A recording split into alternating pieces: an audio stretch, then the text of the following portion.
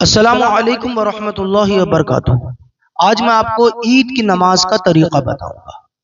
سب سے پہلے دیکھیے، عید کی نماز میں سنت طریقہ یہ ہے کہ آپ جب عیدگاہ تشریف لے جائیں تو آپ کو اپنا راستہ چینج کرنا ہے، یعنی جس راستے سے جائیں اس راستے سے واپس نہ آئیں، دوسرے راستے سے آئیں۔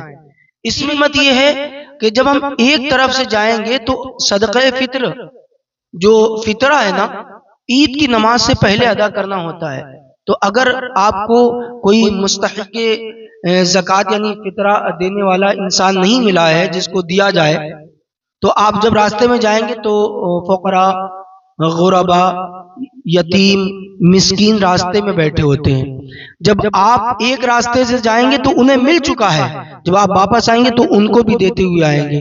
تو اس میں ایک حکمت یہ بھی ہے، اور دوسرا یہ کہ اب آپ توجہ کے ساتھ میں نماز کا طریقہ سنیں اور سماعت کریں۔ دیکھیے، سب سے پہلی چیز ہے نیت، اور نیت دل کے پختہ ارادے کا نام ہے۔ نیت دل کے پختہ ارادے کا نام ہے۔ آپ ارادہ کر لیں کہ میں عید کی نماز پڑھ رہا ہوں تو آپ کی نماز ہو جائے گی، اور زبان سے کہہ لینا یہ مستحب ہے۔ تو کہنا کس طرح ہے؟ نیت کی میں نے 2 رکعت نماز عید الفطر۔ اگر عید الضحیٰ ہے تو عید الضحیٰ کہہ دیں گے۔ ابھی فی الحال نیت کی میں نے 2 رکعت نماز واجب عید الفطر زائد 6 تکبیروں کے ساتھ واسطے اللہ تعالی کے پیچھے اس امام کے منہ میرا کعبہ شریف کی طرف اللہ اکبر کہتے ہوئے ہاتھوں کو کانوں کی لو تک لائیں گے اور زیر ناف باندھ لیں گے۔ اس کے بعد میں آپ کو ثنا پڑھنا ہے۔ امام صاحب بھی ثنا پڑھیں گے آپ کے، اور آپ کو بھی ثنا پڑھنا ہے۔ اس کے بعد میں لگاتار 3 تکبیریں ہوں گی، اور 3 تکبیروں میں کس طرح کہنا ہے وہ میں آپ کو بتاتا ہوں۔ ثنا پڑھنے کے بعد میں آپ کو سب سے پہلے تکبیر کہنا ہے اللہ اکبر، اور کہتے ہوئے ہاتھوں کو چھوڑ دینا ہے، باندھنا نہیں۔ پھر دوسری تکبیر کہیں گے اللہ اکبر، کہتے ہوئے آپ کو ہاتھوں کو چھوڑ دینا۔ 2 تکبیر ہوگی مکمل۔ اب تیسری تکبیر کہیں گے۔